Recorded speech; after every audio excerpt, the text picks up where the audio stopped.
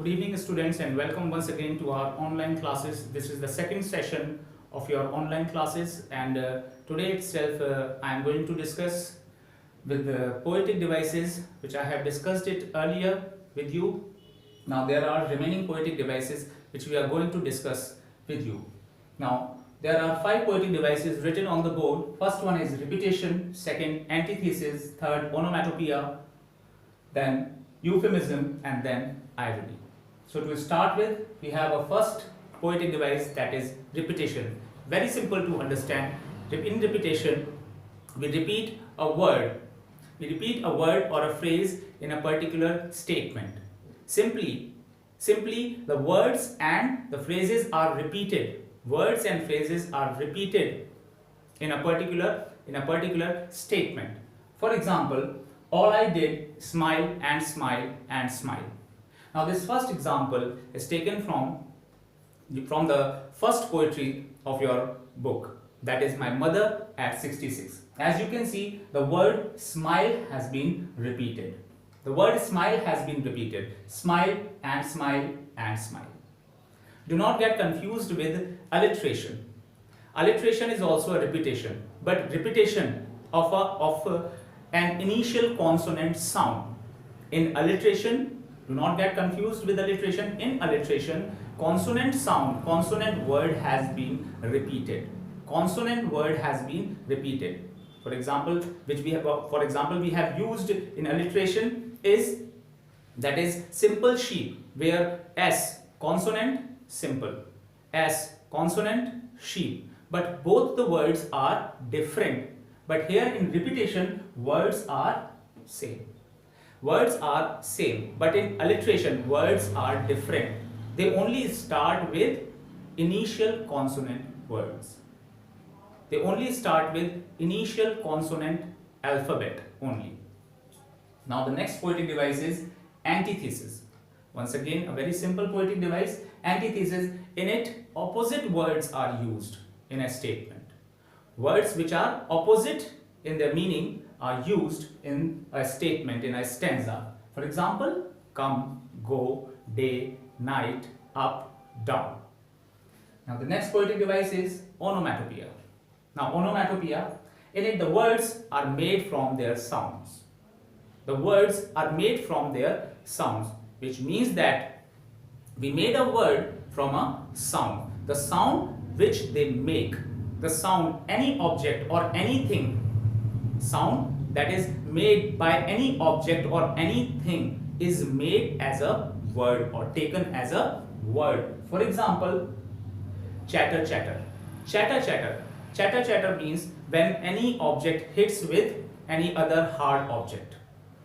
That is called chatter, chatter. Next example is buzz. Buzz is a sound that is made by bees. Bees made this buzzing sound. So this word buzz is taken from the sound that is made by bees, that is buzz. Next is hiss. Once again, a word that is taken from a sound, hiss. Hiss is a sound that is made by snakes. So that is why it is taken from the word it is taken from the sound that is hiss.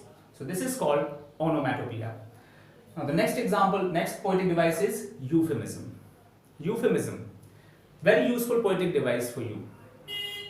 Now, what is the definition of this poetic device? In it, we avoid using harsh words. We avoid using harsh words. Instead of using harsh words, we use more polite and humble words. More polite and humble words. For example, if you want to say toilet,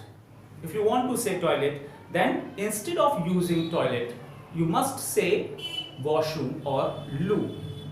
So when you replace a word toilet with a washroom or loo, it means that you are using euphemism. It means you are replacing a harsh word with a polite or more humble word. Next example, that is death. Death or dead. If you want to say that a person is dead, then instead of saying a person is dead, you can say the person passed away. Person passed away. So dead can be replaced with passed away. Passed away, much more polite and humble word. Instead of using that, we can use passed away. So this is called euphemism. The last poetic device is irony. Now irony, very complicated to understand, but if you pay attention, then it will no longer be difficult for you to understand what an irony is. Irony basically a contradiction in a situation. Contradiction in a situation, which means that a situation that is completely different, from what it appears. Sometimes author or a writer reveals a thing that is completely different, to what it is understood by the reader. For example, the example will make it more clear to you to understand. Example is water, water everywhere, not a drop to drink. Water, water everywhere, not a drop to drink. Now, comprehend this statement. Try to comprehend this statement, try to understand this statement. Water, water everywhere, not a drop to drink. Now, this is irony, contradiction in situation. Statement is saying that water is everywhere, but that water that is available everywhere is not available for drinking purpose. Now, this is called contradiction in situation. The situation is completely different from what it appears. The situation says that water is everywhere. Statement is saying that water is everywhere. But what is the catch in it? The catch is the water is not available for drinking purpose, because the water is saline, because the water is salty, because it is a sea water. This example is taken from class 10th poetry section, that is Rhyme of the Ancient Mariner. Now, this statement shows that water, water everywhere, not a drop to drink. It means that the water is everywhere, but the water is not available for the purpose of drinking. So that is why it is an irony. One more example from your book, class 12 book, that is Last Lesson. Last Lesson is the name of the prose, is the name of the first prose, of your Flamingo book. Now, what is the name of the chapter? What is the name of the prose? That is the last lesson. It should be the first lesson, but it is given a name, the last lesson. Once again, a situational irony. So there are so many ironies which are used by an author or by a poet. But you need to understand what are the ironies which are inculcated or included in a particular chapter, in a particular poem or a prose. There are different situational ironies used by an author or a writer. But what we need to understand is what an irony is. We need to understand what an irony is and how to understand where irony is used. How to comprehend where irony is used. Now, the last lesson is the best example, is the simple example, the last lesson. That the chapter's name, last lesson, it is the first lesson of your prose section, but it is given a name that is the last lesson. It should be given a name, it should be given a name, first lesson, but this first prose of your literature section is given name as last lesson. So this is the situational irony or the irony that is used in this statement.